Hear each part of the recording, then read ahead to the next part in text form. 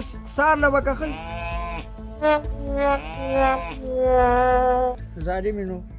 عزت راله ولې خرابوې یا لکه دا څنګه سپتال دی کې خو د میخې اواز راغی دا لاس شي دی ټیکهداره نو په مونږ د یقین نشته او د میخې په اواز د یقین دی د خدای مسلمانه او ټیکهدار دی لو یا لکه مزدوره کوم خواته تلې خدای مسلمانه ته راشه دوه ټرکه خښته راغلې ده خاکه راغلې ده دا به درنه کول غواړي را یاره ټیکهداره زه خو هسپتال کې یم که نه نیکه مې راوستی دی یاره یو خو تاله دومره ډېرې بانې درځي دروغ څه لوې دروغجنه یاره ټیکهداره یو زه غم کې یم مړ او یو تاسو په چا یقین نه کوئ سړیه زه به تا ته اوس دروغ وایم په خدای چې نیکه مې راوړې دی دا یې د ترخ کې دانه دانه وه اپریشن مې وله وکړو مړه تاسو په خبره نه پوهېږې غریب سړی د تاړو د سړي بچی نه ښکاري زه به تا ته اوس دروغ وایم د خدای بنده ده زه کوم په غم کې یم په خدای چې ما پرون هم چای نه دی څښلي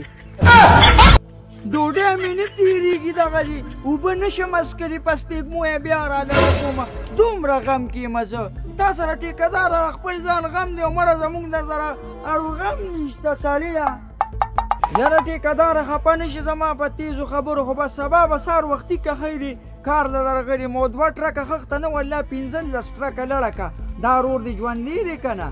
نو سهار له به کښئ ظالمې نو عزت راله ولې خرابوې ورانځه کې دې لارې مو وو که نه یا لکه دا څنګه سپتال دی کې خو د میخې اواز راغی دا لاس شي دی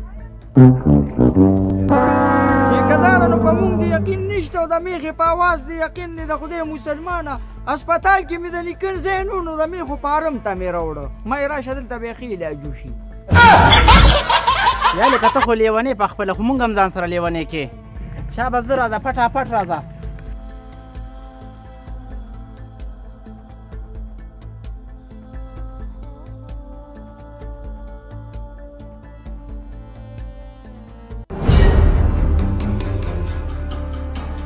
ایو ټیکهدار دی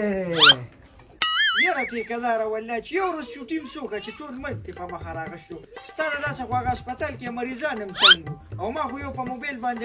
هغه د مشین ډزار پرېښود چې څنګه به رنګ راغی ټول به د کټونو لاندې شو مړه داسې دې راغلمه که نه څه چل وکړمه یا لکه خدای تعالی بنده کله وې د میخو فارم کې ما کله وې هسپتال کې ما تا خو زه روغ لیونې کړم ته دا ګوره مزدوران مې روسي دا ښځه دا کوم طرف ته اچولې ده که اوس سېټه کول غواړي یاره ټیکهداره ته تې بېغمه شه د بجلۍ د پړق په رنګېدلو سا غاړه اړو ته بېغمه شه ښه دا نیک دی لا ژوندی دی بس غم مه کوه منډې د مخې اوس ورته ګوره دې خوا شه یا الله ما هم لږ مالداره کې چې دا زندګي مې لږه بدله شي او یو داسې سړي ته دې ټیکهداري ورکړې والله که په هغه باندې خو زه خرم تانې ته بوځم دا خو لا ټیکهدار دی څه خړوس سړی دی ګرمۍ نه یې پرې مړه کړو یا لکه مزدوره دا ته څه ځان سره لګې څه ځان سره نازي اقبال ټپې دي راغوښتې ته څه وې او یاره ټیکهداره د غلی شه سړیا شمار کې دې غلط کړم دا څه اوتې بوتې وې مړه ټیکهداره ته کور ته ځه که نه سړیا تا خو ما نړو خوړه دا څه عجیبه سړی مړه چې زه د کار وکړم تا خو زه د کار ایستې مړه یاره ښه ده چې د سایکل په پټرولونه ګرځېږي نه دی خو به مونږ خیر ته کینولي یا لکه کیسر نوم ستا دی